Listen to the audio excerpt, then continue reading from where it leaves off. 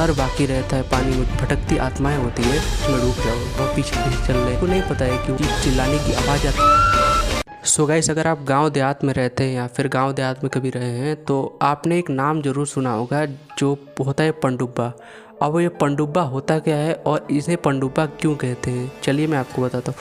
तो guys, पनडुब्बा basically वो भटकती आत्माएं होती है जो पानी में या तालाब में या फिर नदी में डूबकर मरी होती है, उन आत्माओं को हम लोग पनडुब्बी कहते हैं। तो पनडुब्बा होता क्या है ये तो आपको पता चल गया। अब ये कैसे लोगों को हार्म करते हैं, चलिए मैं आपको बताता हूँ।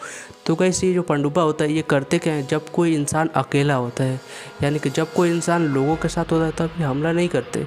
जब ये इंसानों को अकेला पाता है या फिर कोई इंसान अकेला होता है तब ये उन पे हमला करते हैं। ये क्या करते हैं, जब कोई इंसान पानी में या फिर नदी में तालाब में जाता है तो ये उनको पैर को जकड़ लेते हैं अंदर से। अब लोगों को लगता है कि कुछ पैर में फंस गया है और उसे निकालने के लिए जैसे झुकते हैं नीचे, तो वैसे ही वो जो पनडुब्बा होता है वो उन्हें अंदर खींच लेता है और उनके सर सहित उनको अंदर ही गाड़ देता है और उस तरह से उसको मार देता है। इसीलिए कहते हैं ना कि हमें अकेले कभी भी नदी किनारे नहीं जाना चाहिए, खास करके रात के 12 बजे और कड़ी दोपहर में जब धूप हो रही है उस समय तो हमें बिल्कुल भी नहीं जाना चाहिए। तो ऐसे ये घटना घटी थी मेरे नानी के गांव में, मेरी मम्मी और मेरे मामा के साथ। ये मेरी मम्मी ने मुझे मेरे बचपन में सुनाई थी कहानी। तो ये कहानी चलिए मैं आपको सुनाता हूँ। आई थिंक इतना इंट्रोडक्शन काफ़ी है, तो चलिए इस कहानी को शुरू करते हैं। तो ये जो कहानी है काफ़ी पुरानी कहानी है। उस समय कहानी है जब मेरी मम्मी की शादी नहीं हुई थी और वो अपने गांव में रहती थी और मेरे जो मामा थे उस समय करीब छोटे बच्चे हुए थे, 7-8 साल के थे, तब की ये कहानी है। हुआ क्या था कि उस गांव में, जिस गांव में मेरी मम्मी और नानी का परिवार रहता था, उस गांव में ना उतना पानी की सुविधाएं नहीं थी, क्योंकि घटना बहुत पुरानी है।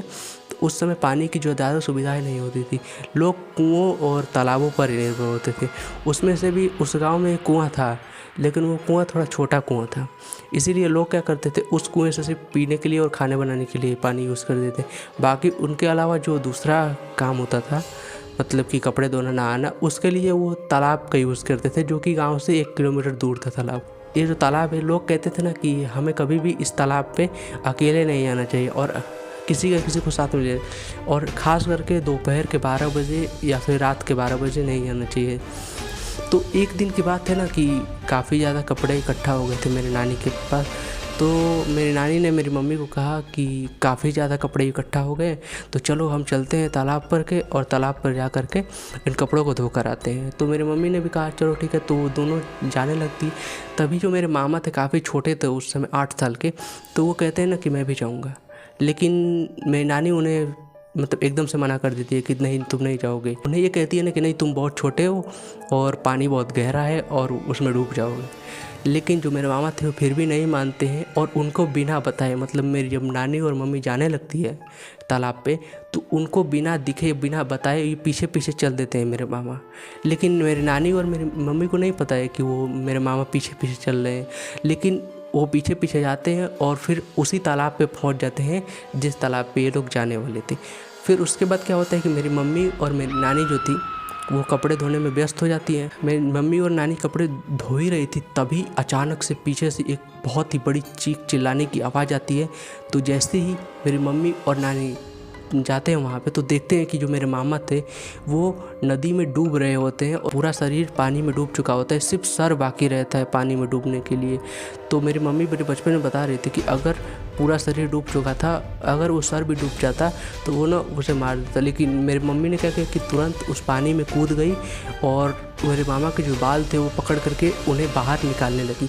लेकिन जब मेरी मम्मी मेरे मामा को बाहर निकाल रही थी, तब ना उन्हें ऐसा लग रहा था कि कोई बाहरी फोर्स से, कोई ताकत है जो अंदर की तरफ मेरे मामा को खींच रही थी। काफ़ी ज़्यादा मेहनत करने के बाद, काफ़ी ज़्यादा मतलब खींचने के बाद, फिर दोनों तरफ से खींच रहा था, मेरी मम्मी ने बहुत ज़्यादा मतलब मेहनत करके मेरे मामा को बाहर निकाल लिया। फिर उसके बाद जब मेरे मामा बाहर आए तो मेरी मम्मी ने डांटा। फिर उसके बाद सब लोग घर चले गए। फिर मेरे मामा काफ़ी दिन तक उनको बुखार रहा, काफ़ी तेज़ बुखार ठीक ही नहीं हो रहा था मेरे मामा का, काफ़ी ज़्यादा बुखार चढ़ गया था। फिर उसके बाद क्या, इन लोगों ने ना एक बाबा को दिखाया कि मतलब इनको लगता था ना कि मतलब, फिर वो बाबा को दिखा तो बाबा ने कहा ना कि ये कोई बीमारी नहीं है, ये उसी पनडुब्बा जो था उसी को असर है। तो उसको झाड़ फूँक करते हैं, फिर उसके बाद तब जाकर सब कुछ ठीक होता है। तो ये थी कहानी मेरे नानी के गांव की, काफ़ी पुरानी कहानी है। हालांकि मैंने ये बचपन में कहानी सुनी थी तो मुझे उतना भी मतलब पता नहीं था, जितना पता था मैंने आपको बता दिया है। तो अगर आपको ये वीडियो अच्छी लगी है तो आप इसे लाइक कर दीजिए। अगर आप ऐसी हॉरर वीडियोस, ऐसी हॉरर कहानियाँ और भी चाहते हैं तो हमारे इस चैनल को सब्सक्राइब कर लीजिए। और अगर आपके पास भी कोई ऐसी कहानी है तो आप मुझे इस ईमेल आईडी पे भेज सकते हैं, मैं उस कहानी को अपने चैनल पे ज़रूर सुनाऊंगा। तो चलिए इस वीडियो को यहीं तक बंद करते हैं। धन्यवाद।